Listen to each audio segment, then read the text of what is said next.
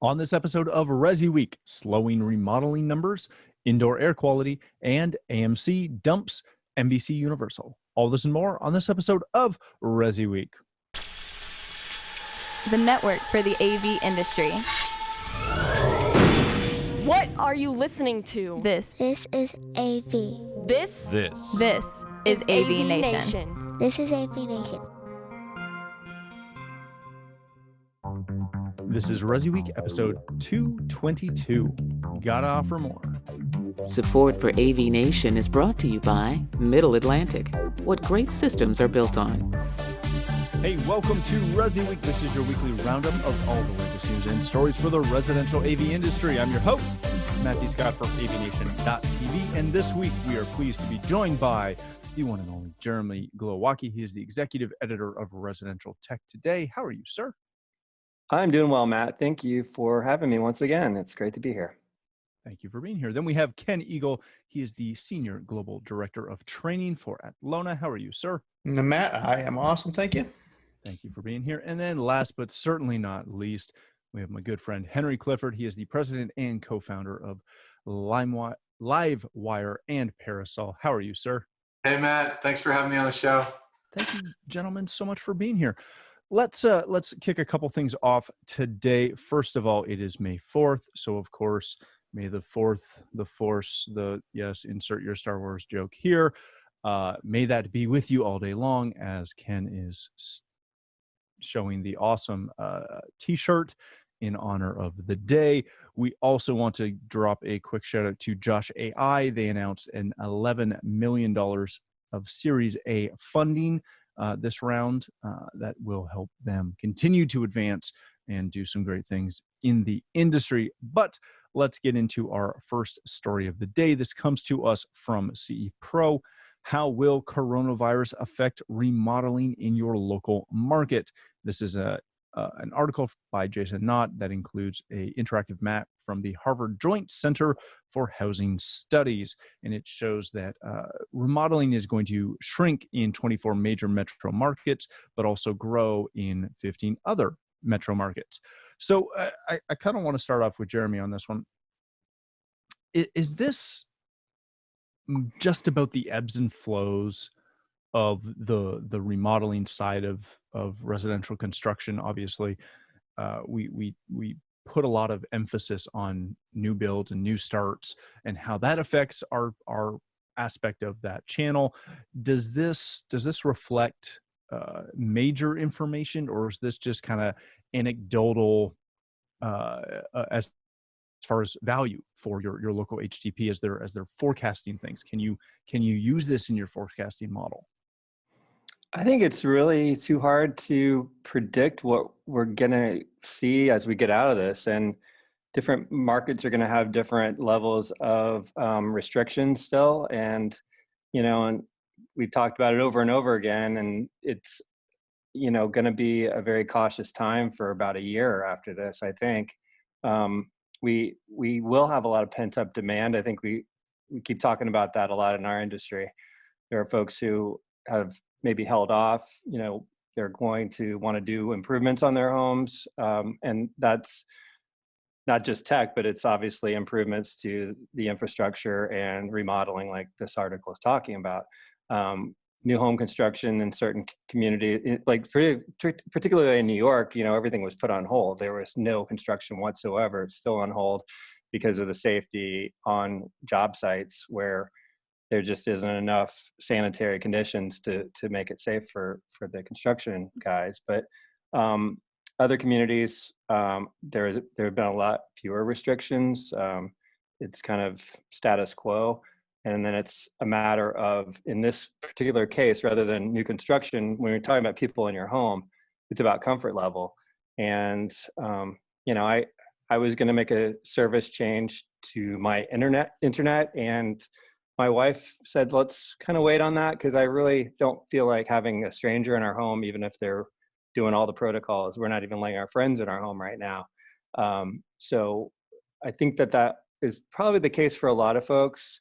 When you're talking about having remodeling done, you may be thinking of all these great ideas while you're sitting at home with these four walls, things you want to do to improve. So I think that is people are just waiting for that time when they're able to do that. I think the prediction that this is going to be an increase is probably a good prediction. It's just a matter of when that is going to actually take place. When are people going to really feel comfortable and secure that, the money is going to still be there and that they're going to feel safe from the virus. Very good. Ken, when you look at this, it's very interesting to actually not only read the article, but go to the Harvard University site on this, where you can play with that graph and look at a couple of things. But if you're in one of these markets where they're reporting on this, is this something that you can actually use as you forecast, use as you plan going forward, or is this such a broad stroke that it's, I don't want to say it's not applicable, but it's very hard to apply it to our typical customers? Yeah, I kind of think, you use the right word. I think it's a bit of a broad stroke. There's no doubt when you look at that map, certain metro areas are definitely feeling the more of a pinch than others are. They're hit in different ways for sure. But, we had a sales meeting with my team this morning. And when you look across the country at what's going on, it's such a mix from dealer to dealer between we've laid off people and we're just trying to figure out if we're going to stay in business to we're making money and we're doing well. We have jobs in the pipeline and they're still going. So I think it's important to watch this trend. It's an important map to see. It might be telling if you're, trying to forecast, a quarter or two ahead. But many dealers that I know, they're working on the quarter that they're in. They're working to make payroll month to month. And, I think the best bet is to be in contact with your builders, with your remodelers, with your customers. That's going to be your best bet for a forecast right now. Yeah, that's true. All right, Henry, as the only current integrator on the call, when I check kind of your region right now, it has this study has you predicted for to maintain a 2% growth or a 1% growth, which is consistent or essentially 1% lower than the normal expected growth. Does this data help you at all? Does new home start help you at all? That's kind of been the one pushback that I've always had on how much credence our channel seems to give new home starts and renovation things, because I know in my business, the majority of my clients, they're going to go ahead with some form of renovation, no matter what the market does. If they've decided they're going to do it, they're going to do it. Is that how you perceive this affecting the majority of integrators? I always look at things like this, and when I read this article, I was actually having a pretty good day, and then I clicked on our region, and I felt nauseous. But candidly, I feel like it might even be worse than that. I mean, 2% is not much of it's sort of like saying I need to lose 5 pounds. I mean, that's not much of a needle move, right? I mean, but I will say my gut tells me that we're going to be way off on anything where customers are making decisions based on how they're feeling, meaning how secure they're feeling. Somebody the other day when we were talking said Maslow's hierarchy is very real in terms of people looking for food, clothing, shelter, and then sort of moving about the cabin. So if we have people still at rung 1 or rung 2 on Maslow's hierarchy, and those people would normally feather the nest or be in transition, moving, building, or remodeling, then they're going to pull their chips off the table. So I saw it.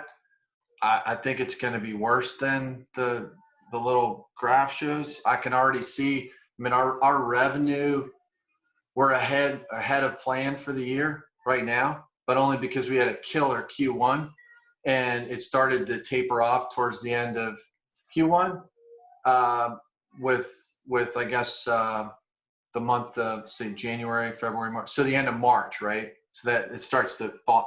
And then April, we missed goal by a little bit, not by much. I mean, I'm actually surprised, knock on wood, how well we are doing for the times that we're in. But I feel like once Q2 earnings come out and we get the real bottom out of this thing, I'll take a 2%, -2% or -5% any day of the week. So I feel like the numbers are sandbagged, and but I feel like they're well intended, because if you survey, like I think about where these come from, you ask people where their businesses are going to be, and those of us on this call, when we think about people asking how are things going to be, you want to be optimistic, so you're going to say, it's like, hey, how many times a week do you floss?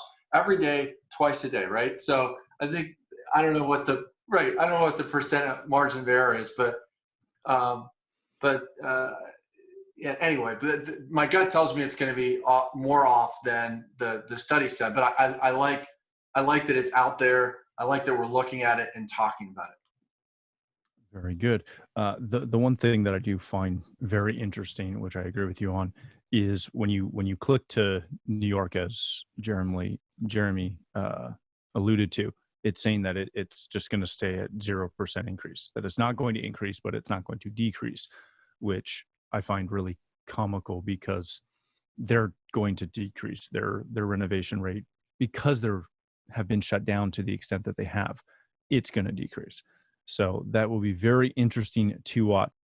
Hey, thanks for watching the first segment of this week's episode. To catch the entire show, please click the link below or visit avnation.tv. That's avnation.tv.